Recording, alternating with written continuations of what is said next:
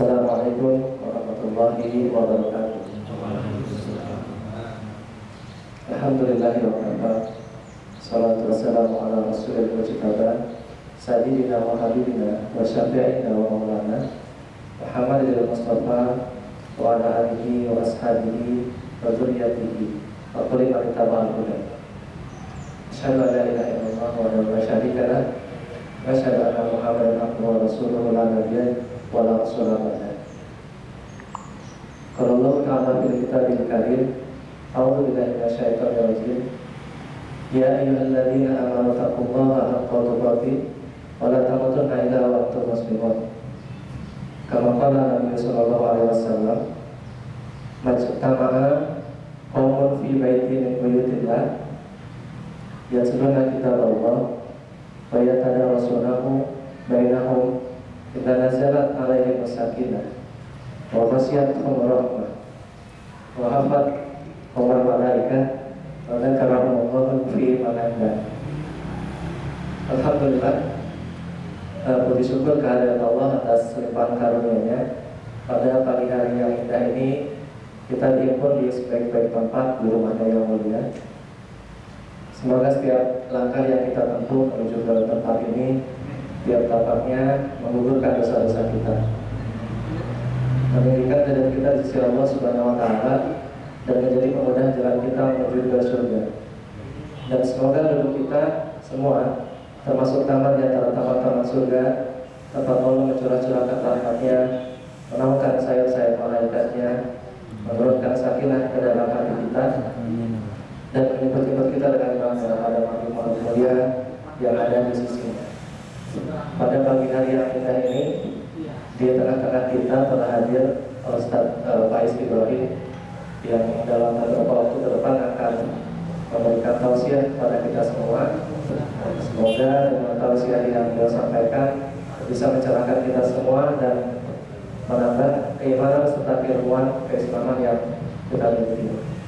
Baik, tanpa berlama-lama, saya persilakan kepada Ustaz Faiz Ibrahim untuk memberikan tausiah pada kita. Bismillah, assalamualaikum warahmatullahi wabarakatuh.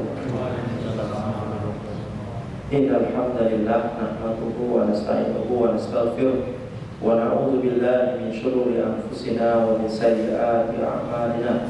May yahdihillahu fala mudilla lahu wa may yudlil fala hadiya lahu. Asyhadu an la ilaha illallah wa asyhadu anna Muhammadan abduhu wa rasuluh la nabiyya wa la rasula ba'da. Qala Allah Ta'ala fil Qur'anil Karim, ya ayyuhalladzina amanu taqullaha haqqa tuqatih wa la tamutunna illa wa antum muslimun. Baik hadirin, alhamdulillah, ibu-ibu yang berkah Allah Subhanahu wa Ta'ala. Pertama dan yang paling utama adalah kita panjatkan puji syukur kita kepada Allah Subhanahu wa Ta'ala yang pada pagi hari yang cerah ini kita diberikan kemampuan oleh Allah untuk hadir bertolak ilmi. Mudah-mudahan Allah Subhanahu wa Ta'ala memberikan kefakihan kepada kita urusan din dan diberikan istiqomah untuk melazimi amal-amal sholat seperti ini. Amin. Salam dan salawat mudah-mudahan telah tercurah kepada junjungan kita Nabi Muhammad sallallahu alaihi wasallam beserta keluarganya, para sahabatnya, dan orang-orang yang senantiasa istiqomah dari sampai hari akhir. Baik, pada kesempatan pagi hari ini kita akan membahas tentang perkara sholat yang kita lihat dari sisi bagaimana kaum muslimin ini banyak yang meninggalkan. Padahal sudah jelas dari nas-nas yang ada, ya, bahwasanya perintah sholat, faqimus sholat, inna sholata kanat 'alal mu'minina kitaban mawquta. Maka dirikanlah sholat, sesungguhnya sholat itu hukumnya fardu, hukumnya wajib bagi orang yang beriman dan sudah memiliki waktu yang ditentukan. Dan seperti itu. Harusnya sebagai seorang muslim yang dia kedepankan ketika dia mendapatkan perintah Allah untuk taslim, ya, untuk tunduk, untuk patuh kepada Allah Subhanahu wa Ta'ala, dan itulah bukti keislaman dirinya. Karena Allah juga memberikan sebuah gambar tentang bagaimana orang beriman itu.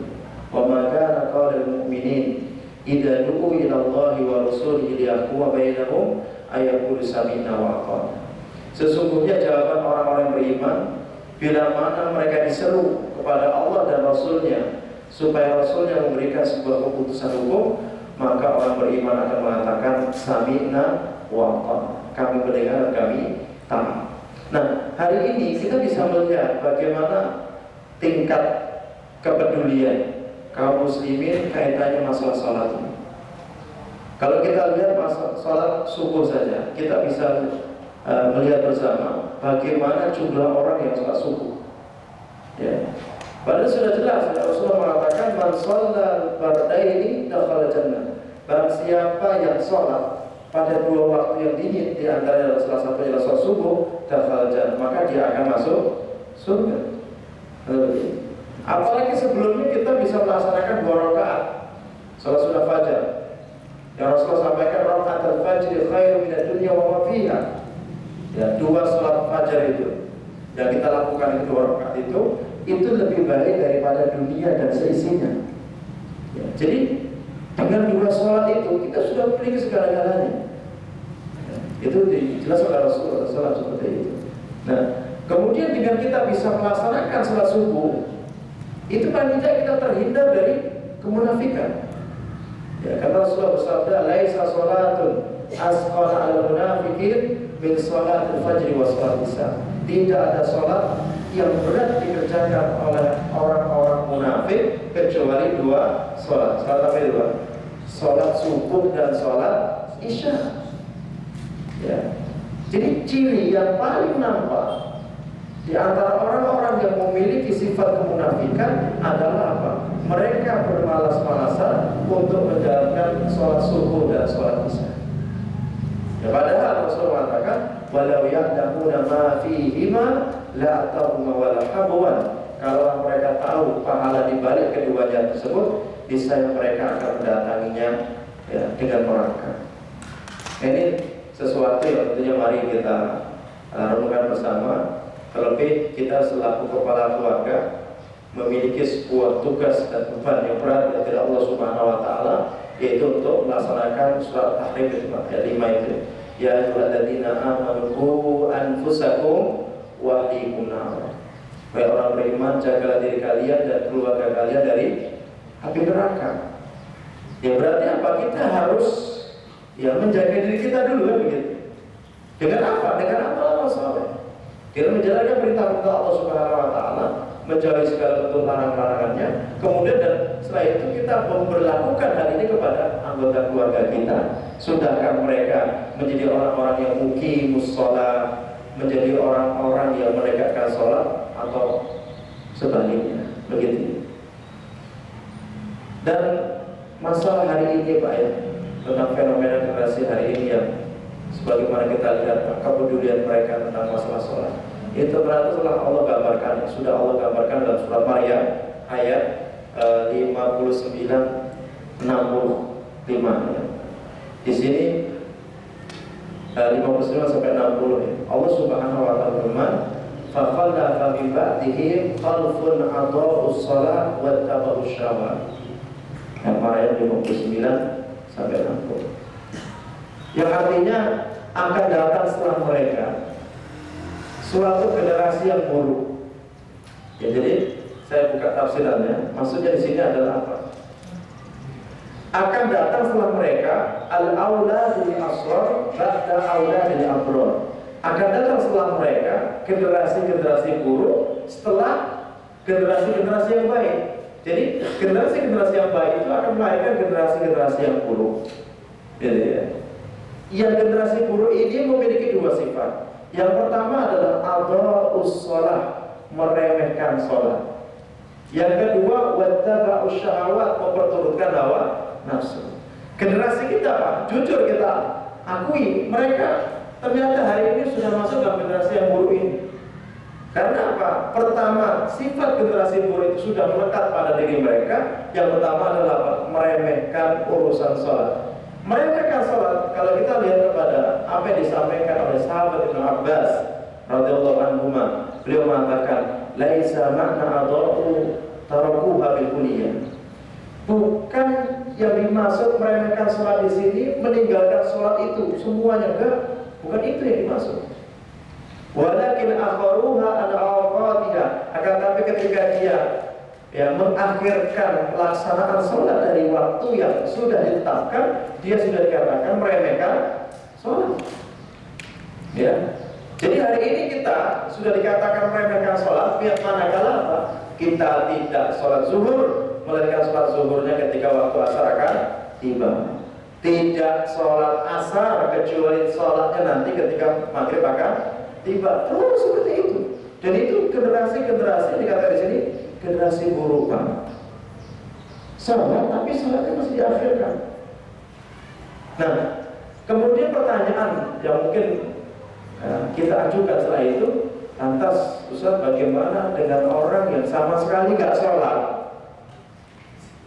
Ya, sama sekali gak sholat. Kalau sholat tapi waktunya diakhirkan, itu saja generasi buruk. Lantas orang yang sama sekali gak sholat bagaimana? Generasi apa? Di atasnya buruk apa? Parah mungkin Pak. Kan begitu. Nah kemudian juga kita juga tidak harus pikir ya, bagaimana dia bisa meninggalkan sholat dalam sehari semalam itu. Bahkan ada yang memang setiap hari nggak pernah sholat. Ada yang sampai 5 tahun, ada yang sampai 10 tahun itu nggak sholat. Saya nggak bisa kebayang bagaimana hatinya. Lalu sudah jelas ya. Kalau surat Taha 123, 124, Allah berfirman, "Faman ittaba'a hudaya fala yadillu wa la yashqa." Barang siapa yang mengikuti petunjukku, niscaya dia tidak akan sesat dan tidak akan celaka. Maksudnya apa? Kehidupan kita ini akan tenang, kehidupan kita ini akan bahagia, kehidupan kita ini akan nyaman. Manakala apa? Kita mau mengamalkan petunjuk yang ada di dalam Al-Quran, tidak akan sesat dan tidak akan celaka. Karena apa? Kalau kita mau serius mengeluarkan petunjuk-petunjuk dalam Al-Quran itu, Pak, kita keluarkan, kemudian kita amalkan, luar biasa. Ya, dari apa? Kalau kita misalnya berbicara pernikahan, mau menikah, sudah diperintahkan oleh Allah Subhanahu Wa Taala bagaimana seorang laki-laki itu menikah dengan mukminatin, qanitatin, taibatin, abidatin. Seorang mukminah, seorang wanita yang mukmin, ya, yang dia bertobat kepada Allah, yang dia tunduk kepada Allah Subhanahu Wa Taala, yang dia senantiasa berpuasa, sayyibati wa abqar, baik dia janda maupun masih gadis. Kalau pilihan kita dahulu seperti itu, tidak ada masalah ke depannya, kan begitu? Ya, seorang mukminah, seorang yang bertobat kepada Allah Subhanahu Wa Taala. Kemudian, ketika kita berharap bisa memiliki anak yang saleh dan salehah, kita keluarkan lagi petunjuk dari Al-Quran dan Sunnah. Apa doa yang harus dibaca oleh seorang suami ketika dia mendatangi istrinya? Apa doanya Pak kira-kira? Lupa. Ini ada masalah ini ya. Masalahnya satu, Pak. Masa ada orang yang malam pertama itu baru SMS, nelfon, Ustaz, doa mendatangi istri itu bagaimana? Kata saya, ya Allah, kata saya, kok gak dari dulu gitu. Masa istri udah di depan, dia baru, Ustaz, apa Ustaz? Masih mending. Masih mending ini ya? Masih ingat Pak ya? Masih mending gitu ya? Iya, ada kejadian yang seperti itu gitu ya. Nah, kita keluarkan petunjuk dari Al-Quran dan Sunnah. Bagaimana ya Rasulullah mengatur kita dan upaya dan usaha kita supaya kita melahirkan seorang anak yang saleh dan saleh. Allah Rasul ajarkan untuk berdoa, kemudian doanya Bismillahirrahmanirrahim. Allahumma jadibna syaitan wa jadib syaitan ma razaqtana. Dengan Bismillah. Ya, kalau belum hafal ya hafalkan Pak, itu kan. Ya. Dengan Bismillah dijelaskan oleh Imam Bukhari dan para ulama yang lainnya.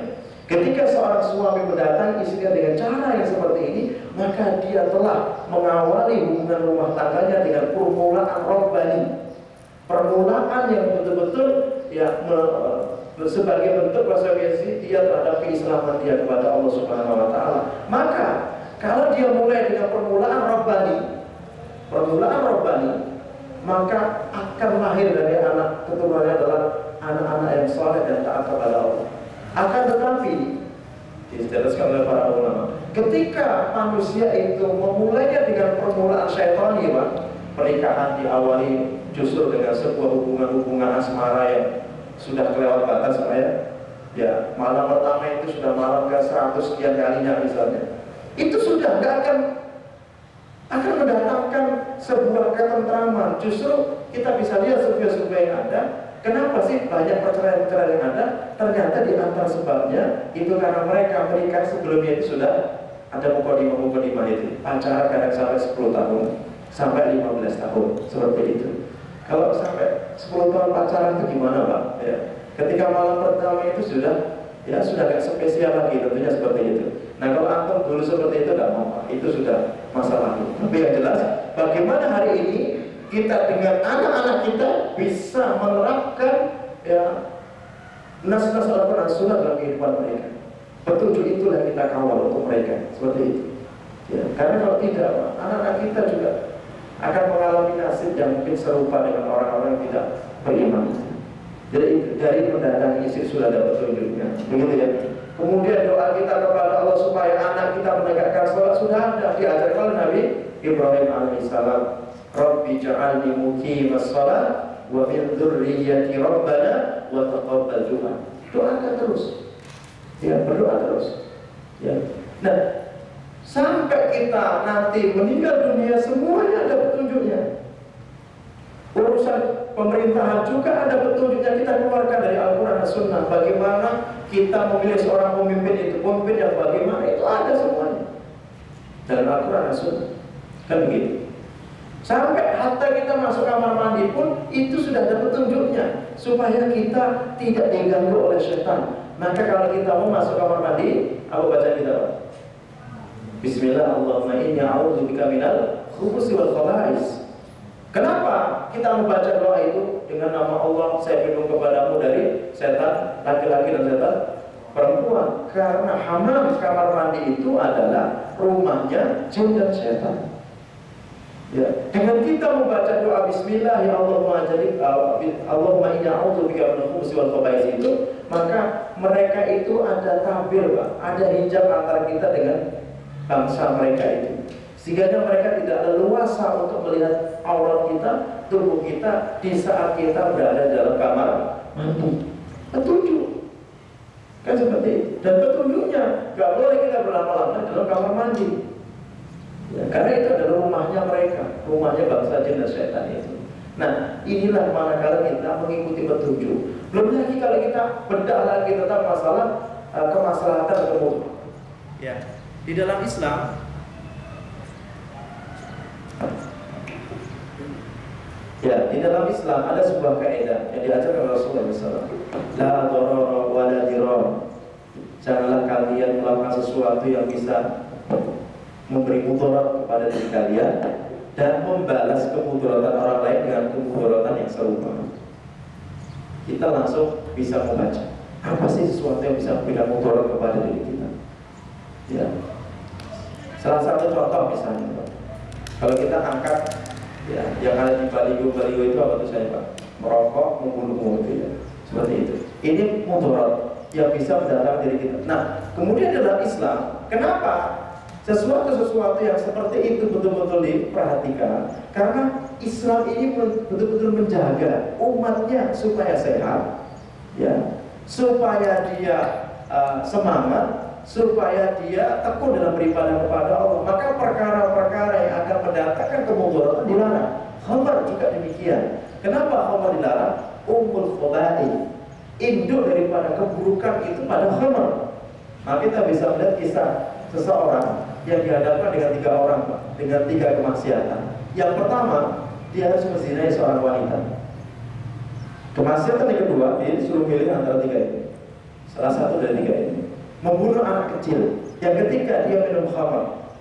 Ketika itu dia berpikir dan memilih kira-kira mana yang paling ringan. Akhirnya dia pilihlah untuk minum khamar. Tapi apa yang terjadi setelah dia minum khamar, Pak? Dia melihat wanita tergoda, akhirnya dia zinai. Kemudian setelah dia sadar, ya, dia melihat anak kecil ini kalau tidak dibunuh dia akan bersaksi, akan bercerita, akhirnya dibunuhlah. Dengan khamar dia melakukan kemaksiatan ketiga-tiganya.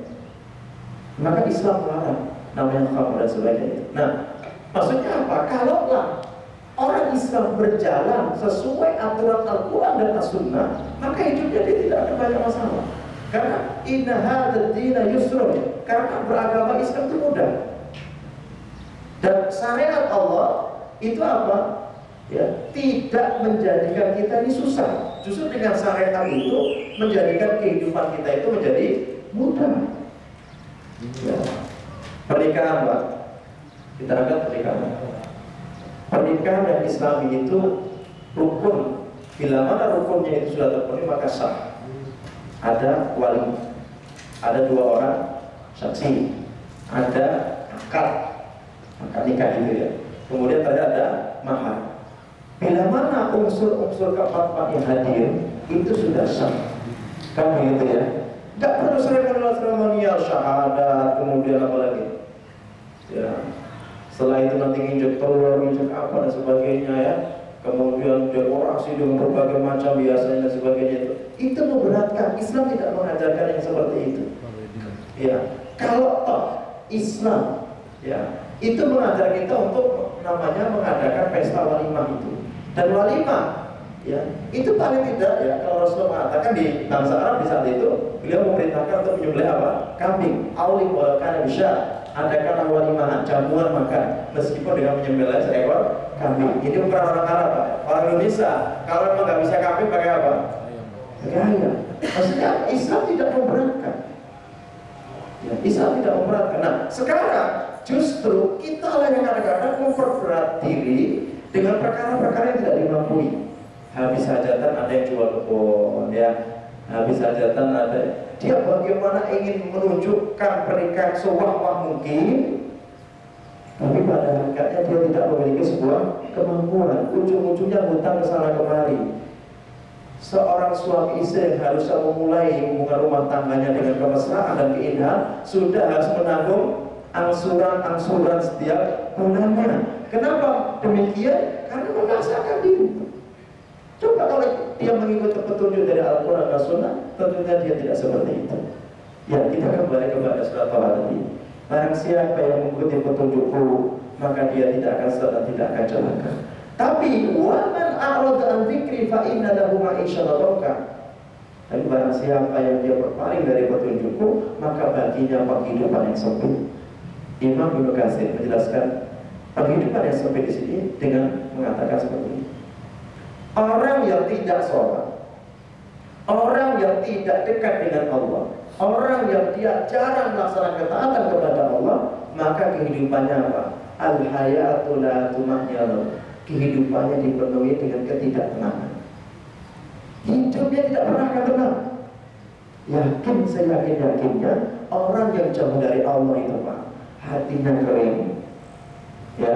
Kemudian dia mudah emosi, mudah marah, ya. Kemudian kalau dia memberikan sebuah keputusan sering kalinya gak bijak, pikirannya udah gak jernih, omongannya banyak yang kotor. Itu kalau orang sudah tidak dekat dengan Allah Subhanahu Wa Taala, ya. Maka ini sebagai bentuk ya peringatan juga kepada kita semuanya. Kalau kita berpaling dari Allah Subhanahu Wa Taala, maka yang akan kita rasakan apa? Kegundahan, keresahan, ketidaktenangan. Ya. Pernah Pak antum tidak sholat selama 2 hari? Di mana hati kita itu? Atau mungkin antum yang sudah terbiasa membaca Quran wajib gitu. Coba 1 hari itu antum nggak baca Quran, pasti ada bertanya-tanya di sini.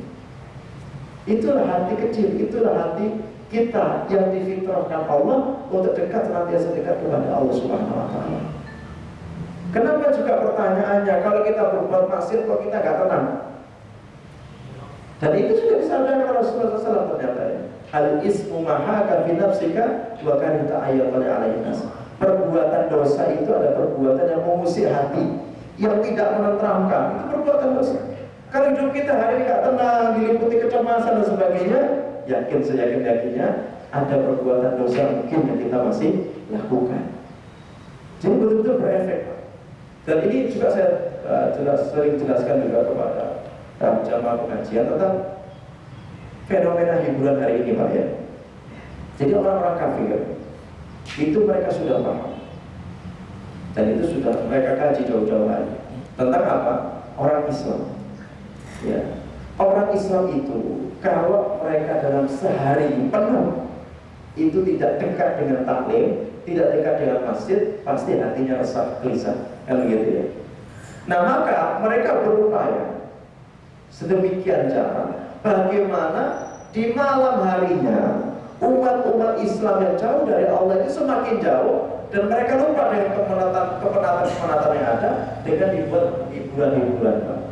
Akhirnya apa? Tayangan televisi cenderung yang lucu-lucu, yang menyuguhkan para pelawak-pelawak itu, supaya terobati rasa kegelisahan dalam dirinya itu. Kemudian pagi hari berangkat kerja lagi, sore hari hiburan lagi. Itu merupakan apa? Propagandanya orang kafir. Karena apa? Kalau tidak dibuat ya hal yang seperti itu, maka diyakinkan umat Islam di sore hari, di malam harinya mereka akan kemana? Ke masjid dan masjid taklim. Seperti itu. Ya, ke masjid dan masjid taklim. Ya. Kenapa hari ini mereka tidak mendekat kepada masjid dan masjid taklim? Karena mereka tergoda dengan hiburan-hiburan yang sudah ditayangkan, dan itu bagian daripada makar-makar orang kafir supaya kita jauh dari agama Allah Subhanahu wa taala. Anak-anak kampus hari ini, Pak, kesibukannya penuh, luar biasa. Tidak tahu itu propaganda orang mana itu. Yang jelas anak-anak kampus hari ini didesain bagaimana dia tidak bisa taklim waktunya. Banyak tugas, kegiatan ini dan itu sebagainya itu. Dan kita harus juga paham tentang hal itu. Ya, kalau kita punya anak-anak yang hari ini masih kuliah, tolong bisa diarahkan. Kalau tidak ada waktu sepekan sekali atau 2 kali, mereka bisa ikut kajian-kajian yang ada.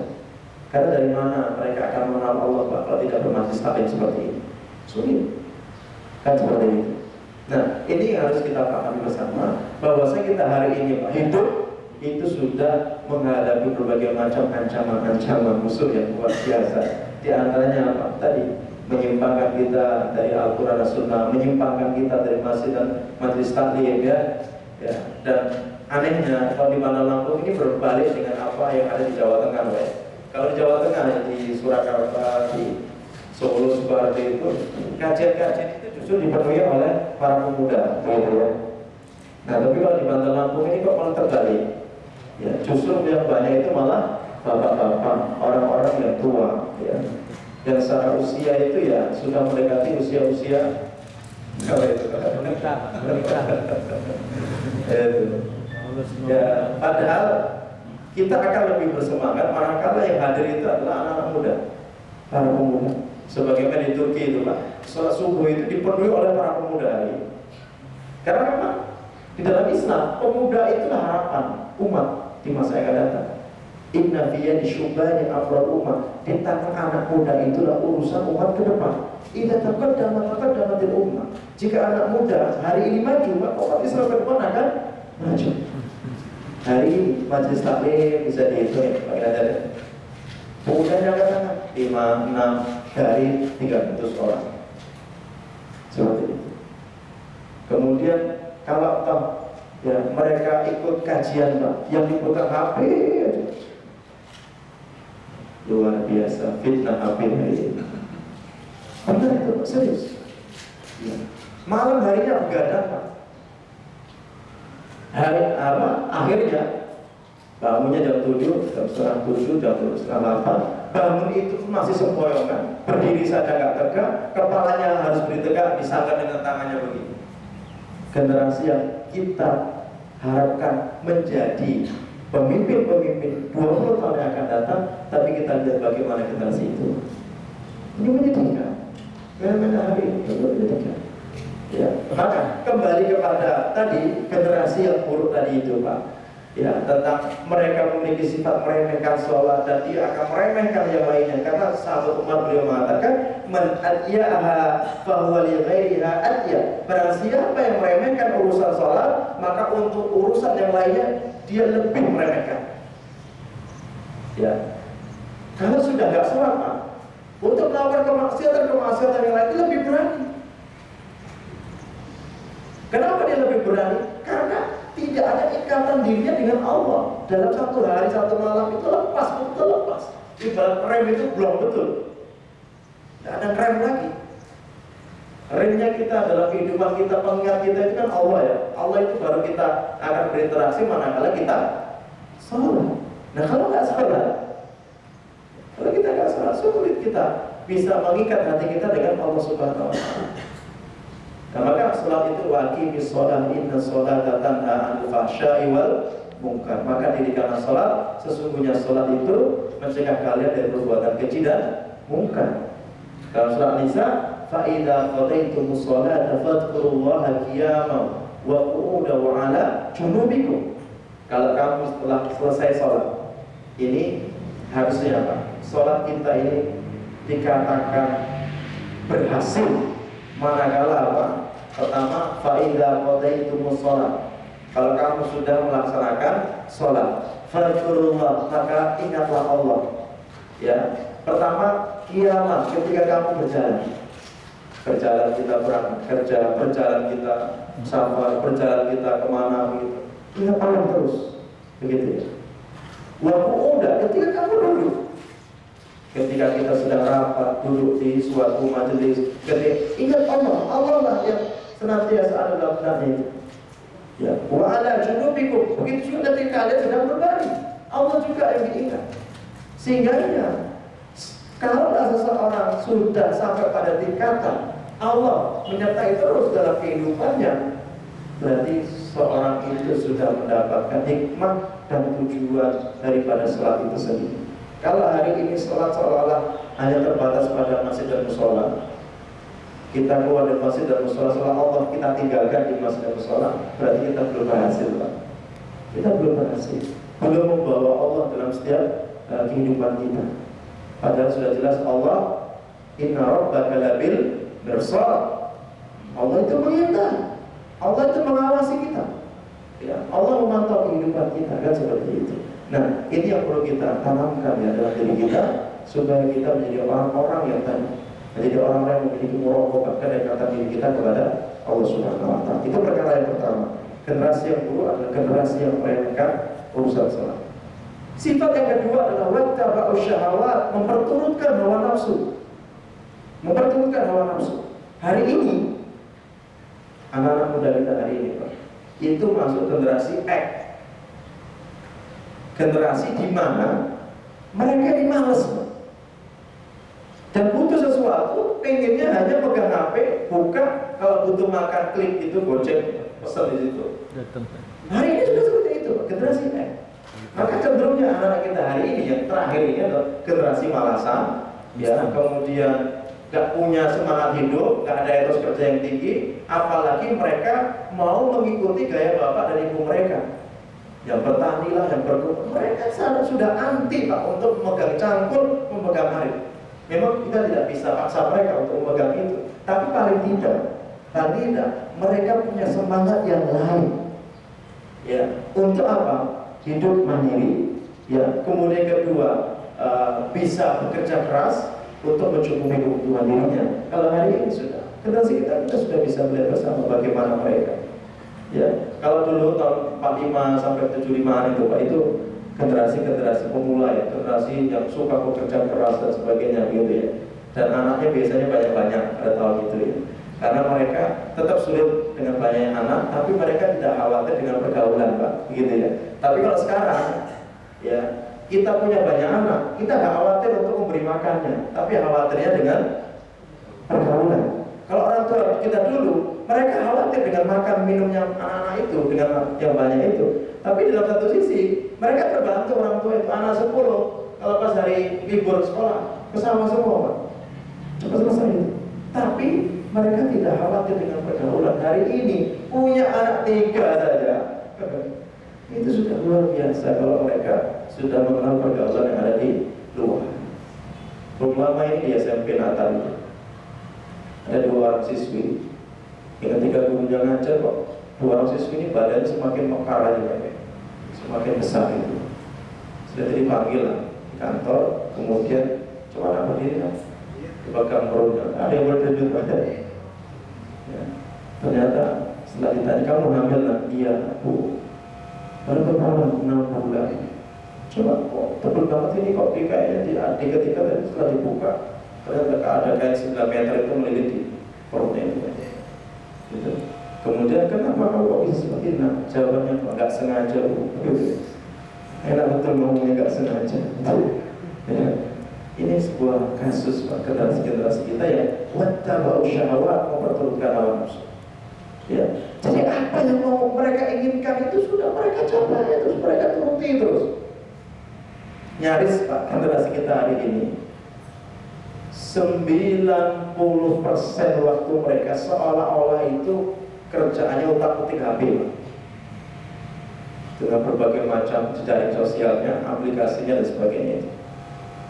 Nah, orang tua pun kadang-kala ya, membuktikan kasih sayang kan dengan seperti itu. Padahal itu sedikit mencelakakan mereka.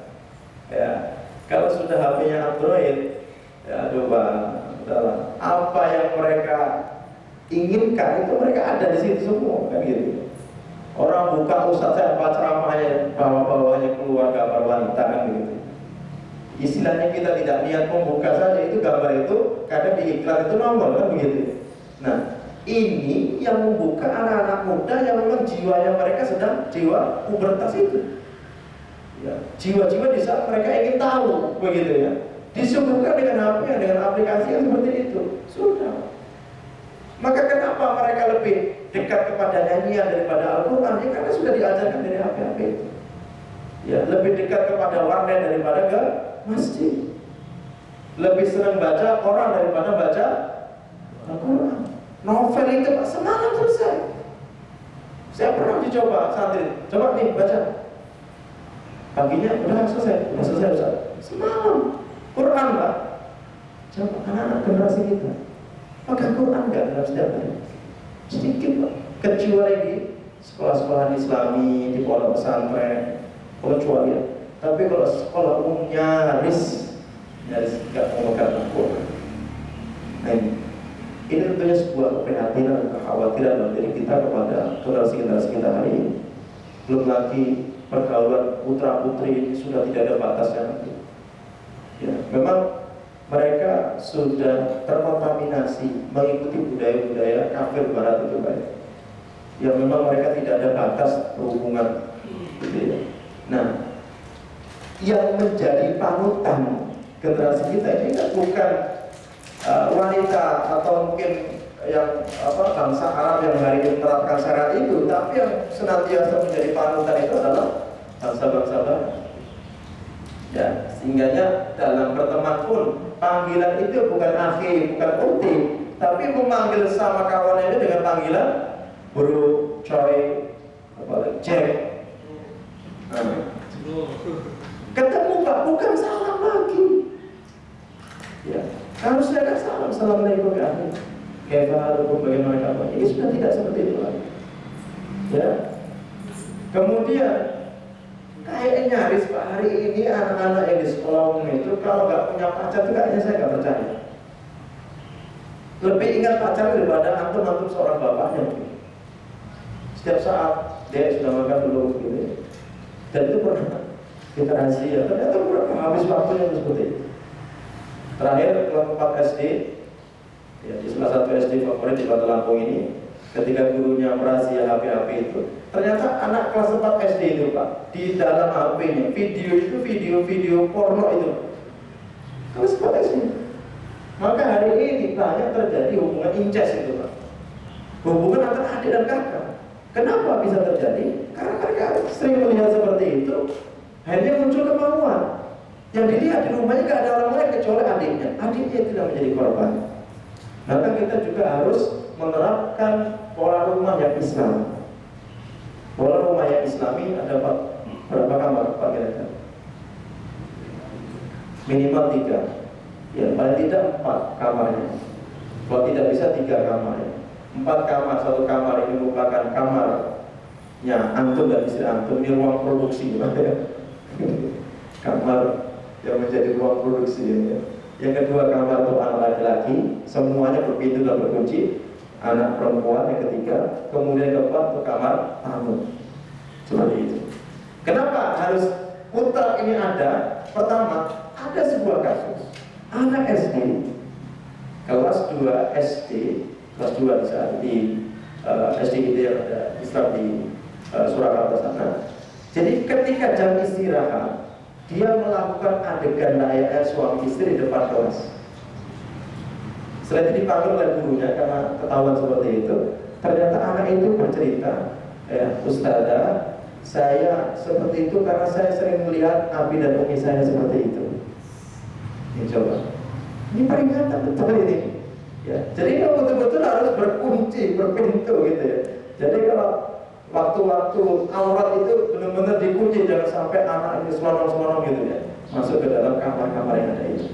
Ya, kemudian ada sebuah kasus lagi. Ya, apalagi di rumah kita ada ipar, Pak ya. Ipar itu kalau dalam Islam alhammu maut. Ipar itu adalah sebuah kematian, sebuah maut. Kenapa? Karena banyak setan itu mereka bekerja keras untuk menggoda seseorang supaya berselingkuh dengan ipar. Dan itu banyak kasus terjadi. Di Jakarta itu saya punya anak tinggal siapa? Iparnya. Karena suaminya mandul, ya nggak bisa punya anak. Nah, ternyata dengan adiknya suaminya itu, setiap kali suaminya berangkat kerja, dia main dengan adiknya itu. Sampai punya anak 6 tahunan tinggal di situ. Dan ternyata ketika dites di DNA itu nggak ketemu sama kakaknya, tapi ketemu sama adiknya. Dan ternyata setelah ditanya kejadian seperti itu.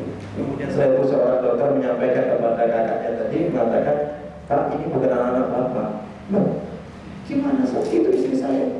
Mohon maaf Pak. Ternyata setelah saya cek, DNA-nya ketemu dengan adik Bapak. Stres. Dan kejadiannya seperti itu. Nah, ini hal-hal yang mari kita perhatikan karena generasi buruk tadi memiliki sifat yang kedua adalah memperturutkan hawa nafsu. Sedangkan surga itu Rasulullah mengatakan khuffatil jannah bil makarih. Surga itu dikelilingi dengan perkara-perkara yang tidak kita sukai. Sedangkan api neraka wa khuffatin nar bisyahawat. Sedangkan neraka itu senantiasa dikelilingi dengan perkara-perkara yang menyenangkan. Kalau mau masuk surga, jam berapa kita bangun sholat subuh? Ada jam 4, ada setengah 4, mungkin mulai dulu baru sholat subuh. Untuk mengambil surga berat. Apalagi subuh hujan deras Pak ya. Berat untuk bangun. Tapi karena untuk meraih surga, kita bangun. Kan begitu. Tapi kalau untuk masuk neraka mudah. Ya, mudah. Berselingkuhlah. Ya, kemudian mengambil harta orang lain tanpa hak yang dibenarkan lah. Ya, atau mungkin udah malas-malasan kita gak sholat lah.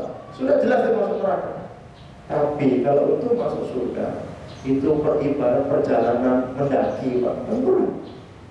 Ya, tapi itu harus kita lakukan karena sebagai usaha kita untuk meraih jannah. Dan hari ini kita pun sudah bisa melihat apakah kita hari ini layak menjadi penghuni surga atau tidak. Apakah kita nantinya menjadi penghuni surga atau tidak, itu bisa dilihat dari apa yang Allah mudahkan untuk kita hari ini. Rasulullah pernah menjelaskan kepada para sahabat seperti ini. Sesungguhnya masing-masing kalian tempat duduknya di neraka atau di surga itu sudah Allah tetapkan, bahkan 50.000 tahun sebelum ciptakan langit dan bumi. Ketetapan kita nanti masuk surga atau masuk neraka itu Pak, sudah Allah tetapkan 50.000 tahun sebelum ciptakan langit dan bumi. Nah setelah itu pada saya bertanya, afala nattaqilu ya Rasulullah? Jika demikian ya Rasulullah, kita bersantai-santai saja, nggak usah sholat karena ketetapannya sudah ada. Mungkin kita pun juga demikian. Kalau sudah disampaikan nanti yang masuk surga sudah tetapkan, masuk neraka juga sudah tetapkan, kita akan bertanya juga mungkin sudah Rasulullah, kita nggak usah susah-susah. Kalau nanti juga saya masuk surga, nanti masuk surga enak banget gitu ya. Tidak seperti itu. Tapi Rasulullah jawab apa?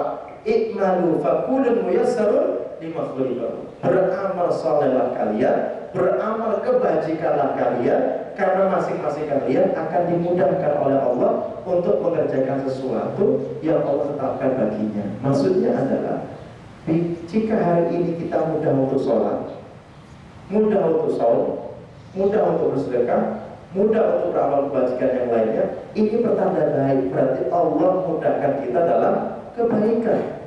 Kan begitu? Nah, kalau Allah mudahkan kita dalam kebaikan-kebaikan seperti ini, berarti kita tahu nanti kemananya kita akan tahu kemana kira-kira Pak? Ke surga.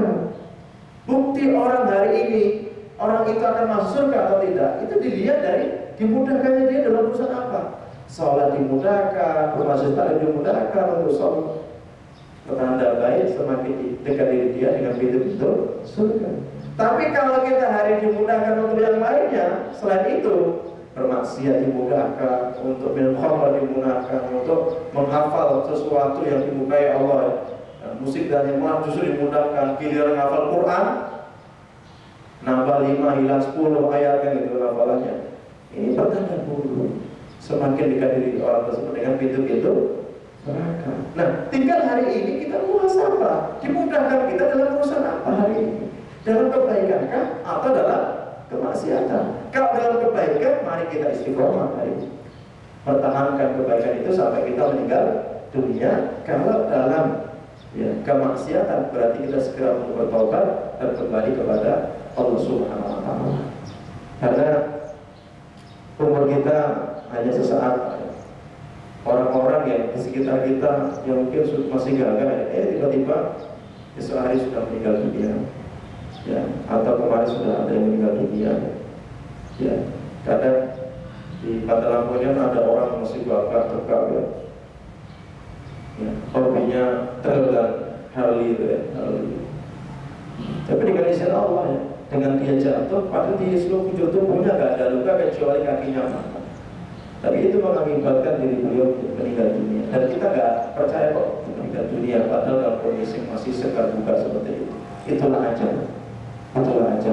Yang itu masalah asli, beliau mengatakan dalam sehari malaikat maut itu mendatangi rumah kita sebanyak 3 kali. Jadi sadar atau tidak sadar, tadi pagi itu malaikat maut sudah datang ke rumah kita, ngecek umur. Jatuh umur kita tinggal berapa hari atau berapa bulan atau masih berapa tahun gitu. Itu sudah dicek oleh mereka. Dan kalau sudah datang ajalnya, tidak akan bisa dimajukan dan tidak bisa dimundurkan. Itulah ketetapan dari Allah Subhanahu wa Ta'ala. Baik, hadirin yang Allah Subhanahu wa Ta'ala, dua sifat ini yang saya ingin tekankan. Sifat generasi buruk, yaitu meremehkan urusan sholat. Yang kedua, memperturutkan hawa nafsu. Mudah-mudahan kita bisa memberikan hal ini juga kepada peringatan hal ini kepada anggota keluarga kita, supaya mereka tidak menjadi generasi buruk menurut Allah Subhanahu wa Ta'ala. Allah yang besar, waktu saya kembalikan kepada pembaca. Jazakallah khair atas materi yang telah disampaikan tentang generasi yang buruk, yaitu yang pertama generasi yang meremehkan sholat, kemudian yang memperturutkan hawa nafsu. Baik, pada para hadirin, jika ingin ada yang ditanyakan, dipersilakan. Ada dari bapak-bapak? Ya.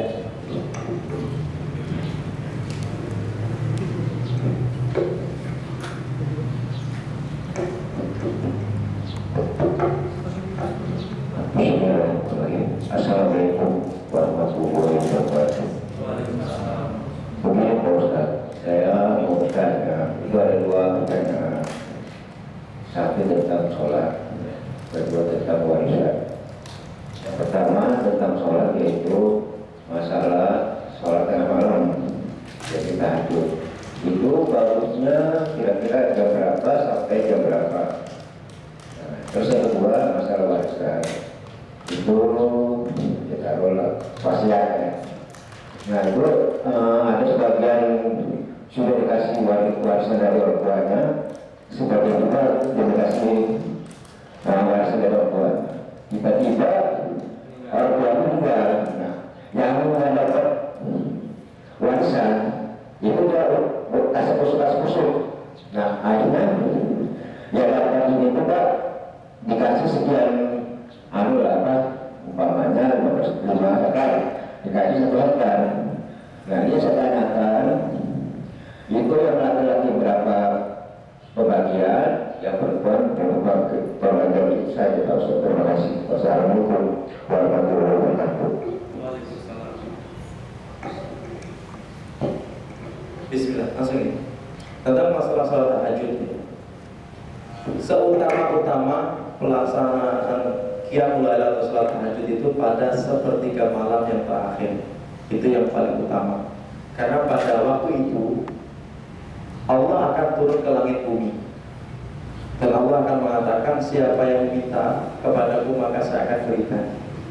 Nah, sepertiga malam yang terakhir itu kalau kita hitung ya antara jam 2:30 sampai sekitar jam 4 atau setengah 4. Itu sepertiga malam yang terakhir.